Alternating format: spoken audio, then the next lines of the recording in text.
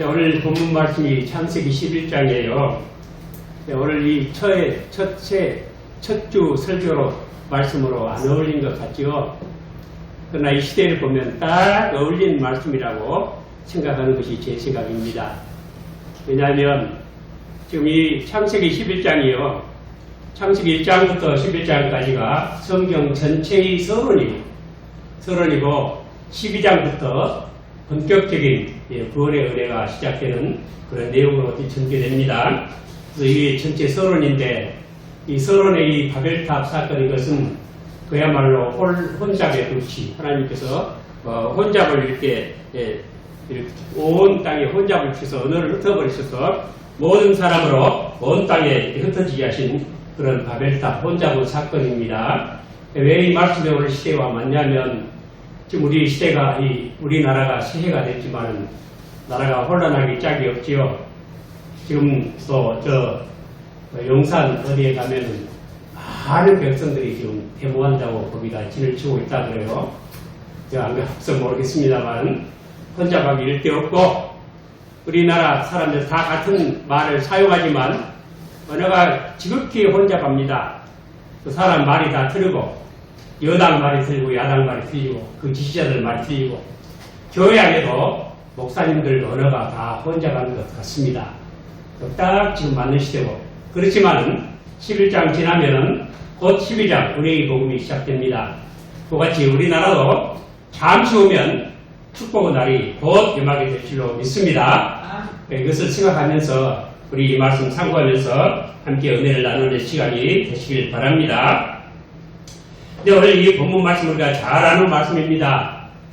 이 백성들이 많이 이제 노아 홍수 이후에 많이 퍼져서 동쪽으로 같이 이동을 하다가 신할 평지에서 이렇게 그들이 서로 성과 대를 쌓아서 대꼭대기를 하늘에 닿게 해서 우리 이름을 내고 온 지면에 흩어짐을 면하자 하고 이렇게 말합니다. 4절 다같이 공독해 보십니다.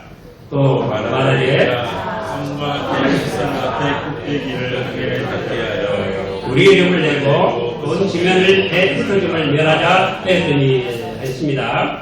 여기서 밝혀지는 영적인 문제가 있습니다. 그 내용이 뭔가?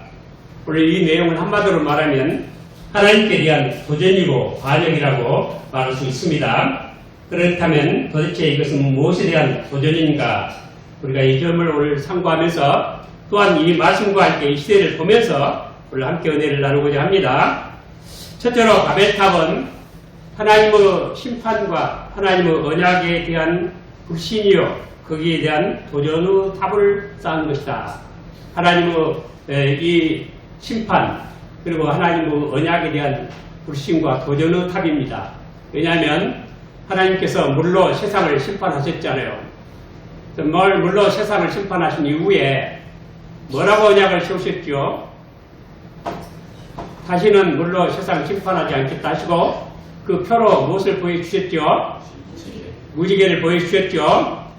다시 물로 심판하지 않는데 그 하나님 못 믿겠다 이거예요. 그래서 하나님 또 심판하실 수 있다. 그래서 물로 심판을 해도 물에 잠기지 않도록 우리 대를 하늘 꼭대기까지 쌓아 올리자. 그러니까 하나님 심판도 우리 도전을 하고 하나님 언약에도 말로 심판하지 않겠다는 그 말씀 못 믿겠다 하는 불신의 탑이었던 것입니다. 그래서 이렇게 사람이 하나님과 더불어 대항을 하고 하나님 말씀 불신하는 그런 탑을 세웠는데 지금 이 시대도 꼭 그렇다고 볼 수가 있습니다. 지금 이 시대는 하나님의 모든 언약의 말씀과 그리고 하나님의 심판에 대한 도전의 탑을 쌓고 있는 시대라고 말할 수 있습니다. 비유적으로 말하자면 아담이 선악과를 먹은 후에 무엇으로 치마를 해 입었죠? 무화과 잎으로 엮어가지고 치마를 해 입었는데 그게 옷이겠어요? 그게 뭘 상징하느냐면 이 세상의 모든 종교를 상징하는 거예요. 하나님 앞에 서 있는 우리 내 자세, 하나님 앞에 내가 보여줄 수 있는 의가 무엇인가? 그 무화과 잎과 같다. 그래서 이사야 64장에 보면 우리 의는 다 마른 잎사귀와 같다. 이렇게 말하고 있습니다. 이 세속 종교의 실상이라는 게 사실 무화과잎에 불과한 것이고 또 크게 보면 바벨탑에 불과한 것입니다. 그럼 이 세상에 지금 무속 신앙들이 우리나라에 굉장히 파다하고 무속 신앙에 들어가는 돈이 1년에 몇 조가 된다고 해요. 어마어마한 돈이 무속 신앙에 투자되고 있습니다. 그렇지만 이런 것들은 다 무너질 수밖에 없고 하나님 심판 앞에 쓰러질 수밖에 없습니다. 그래서 그들의 이 뭐냐면은 이렇게 해서 우리 구원을 이루어보고 우리 세상에 우리 이름을 내보고 우리가 한번 잘 살아보자 하는 것입니다. 우리가 구원의 본질이 뭐냐면은 이 구원의 본질은 하나님과 교통하는 것입니다. 그리고 종교의 본질도 하나님과 교통입니다. 그래서 이 구원이 뭐냐면 종교의 본질이 확실히 성취되는 것, 하나님과 교통하는 삶이 아주 완벽하게 이루어진 것이 구원이에요. 그래서 이거 종교인데 우리 종교는 참다운 종교는 기독교밖에 없습니다. 그래서 내가 그 피고드라는 말이 그런 말 했어요. If Christianity be true, it is not a religion, but the religion. 그런 말 했어요. 만약 우리 기독교가 진짜 그렇다면 기독교는 종교 중에 하나가 아니고 기독교만이 종교다. 그런 뜻이겠죠. 제가 정확하게 번역하는지 몰라도. 그래서 진정한 종교는 우리 기독교밖에 없고 진정한 탑은 우리 믿음의 탑밖에 없고 진정한 종교는 우리 하나님께서 입게 해주신 가죽옷이라는 하나님의 의를 입어야지 가죽옷의 의를 입어서는 안 돼. 무화과 나고 이 의를 입어서는 안 되는 것입니다.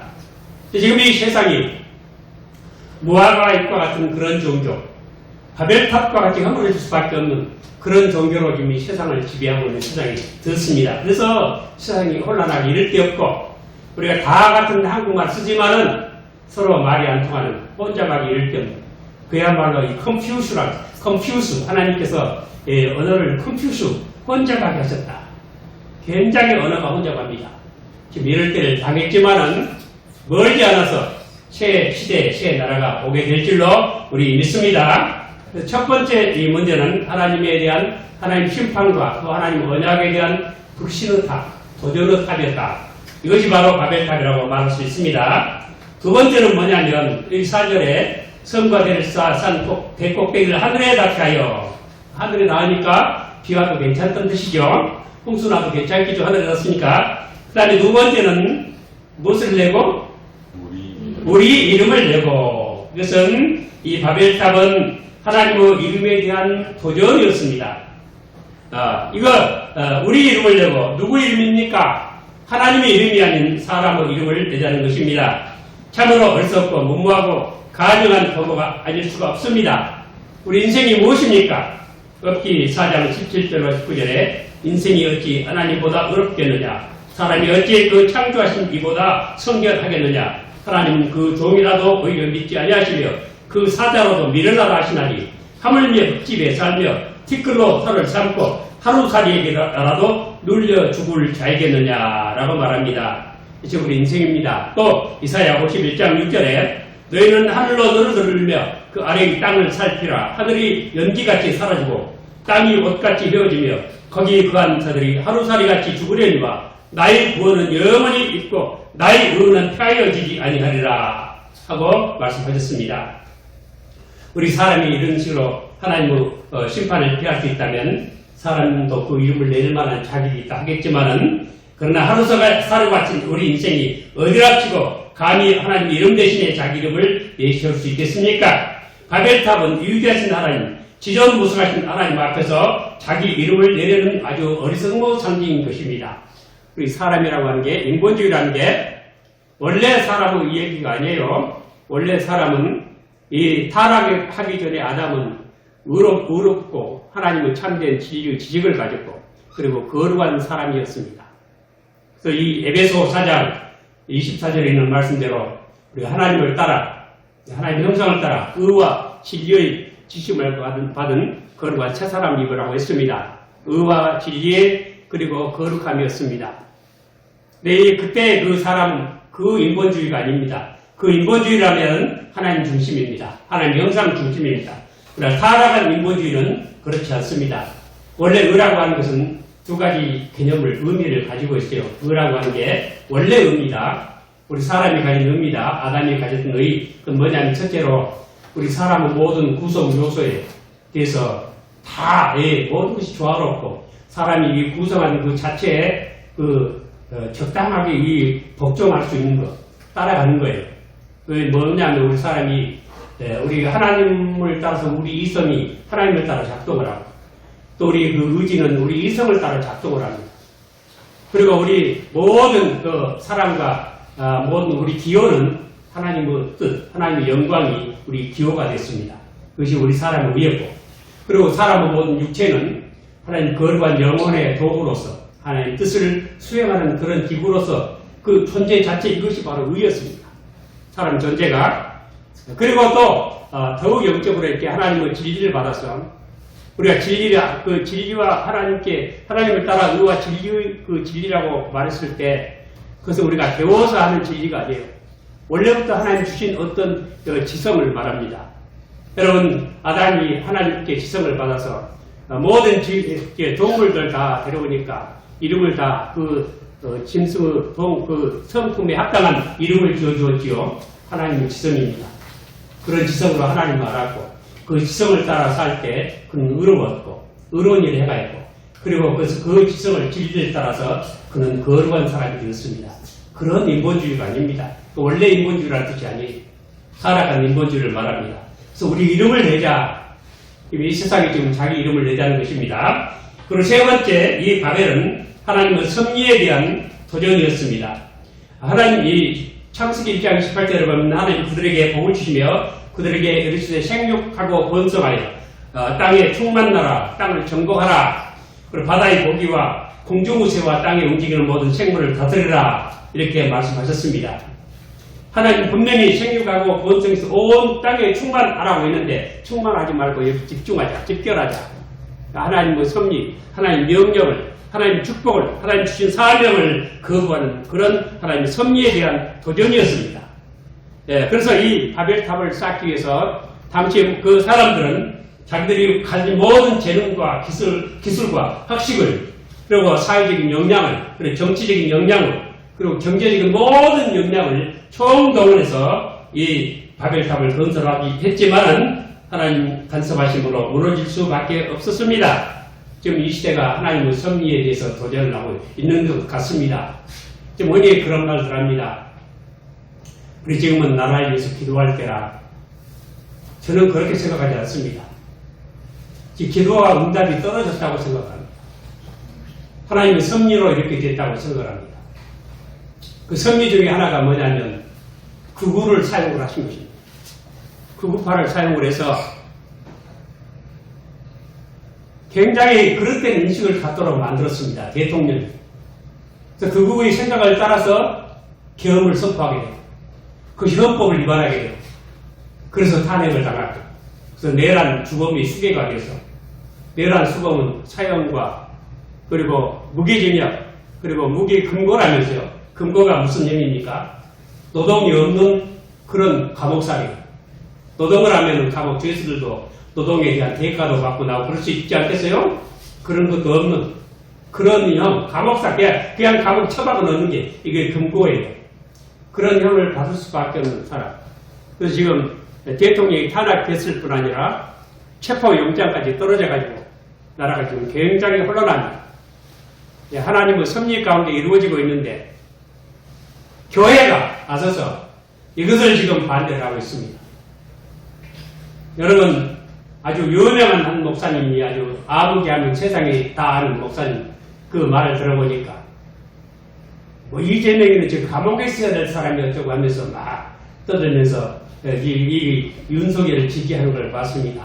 또 어떤 목사님 말 들어보니까 만약 민주당이 성경적이라면 내가 민주당을 지지하겠다.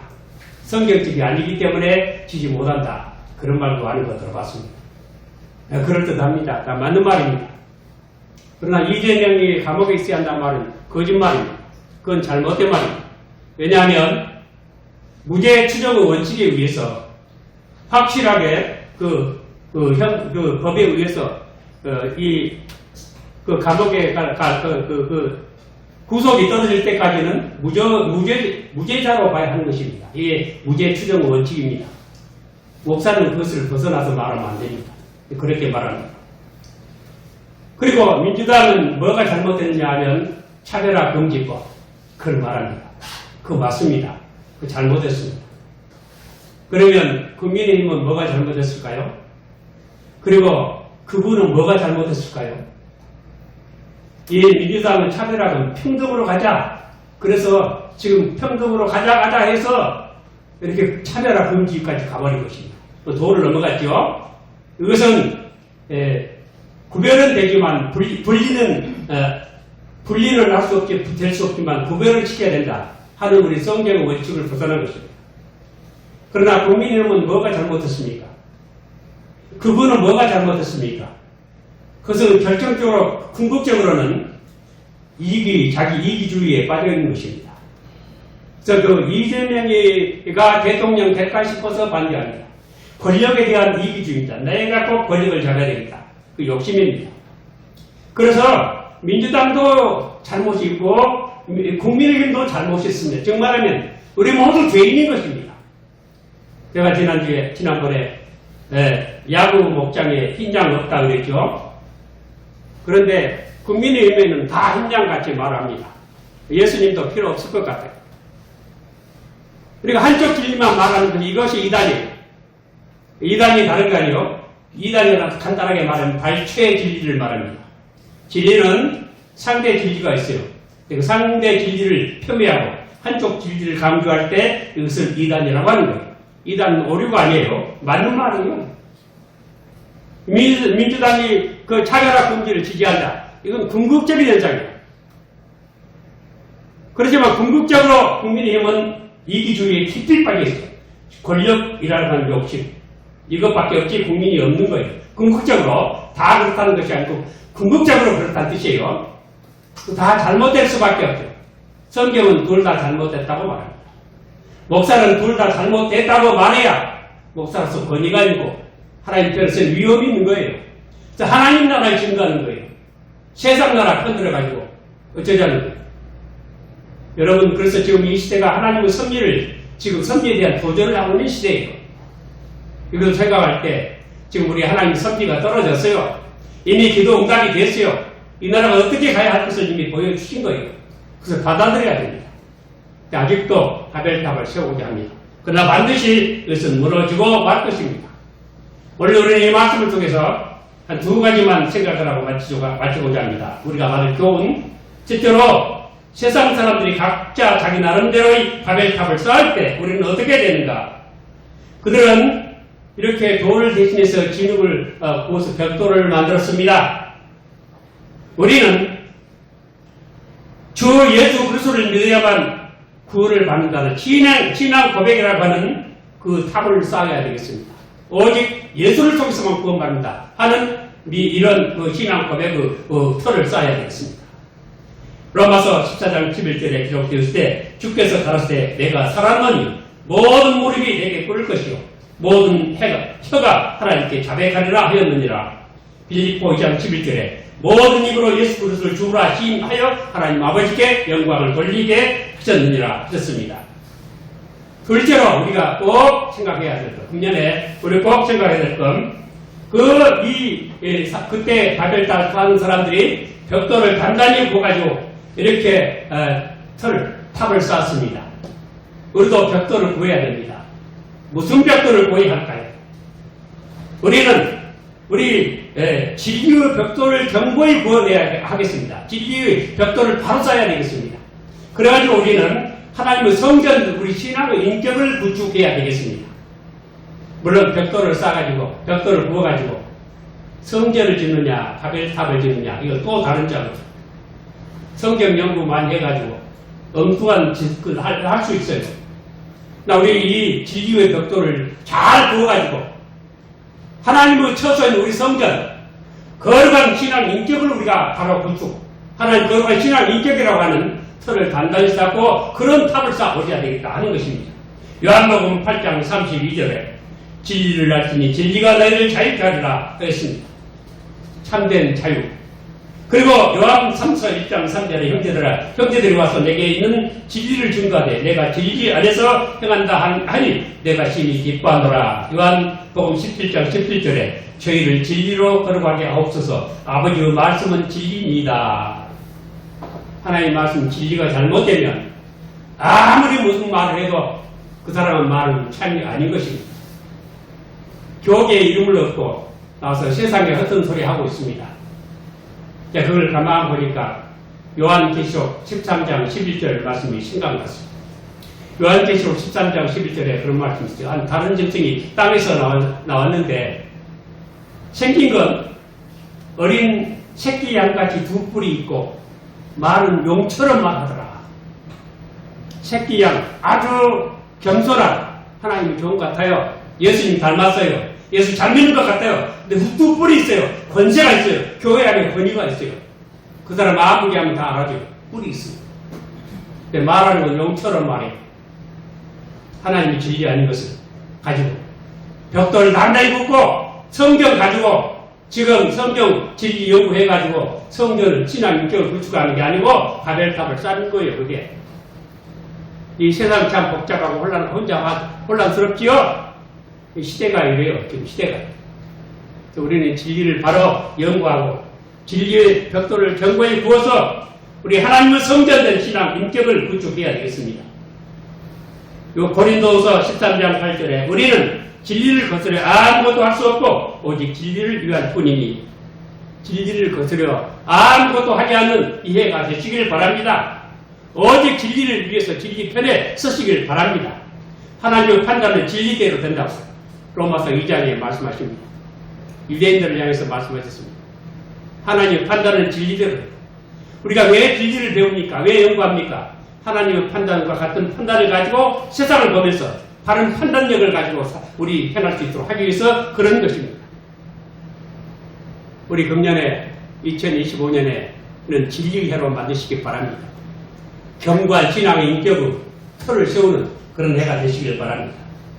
우리 신앙 고백이 정말 진실하도록 세상을 초월하는 하나님 위대하심을 바라고 하나님 나라 위대하심을 건설해가는 이 복된 한 해가 되시기를 오늘 주님 이름으로 축원을 드립니다.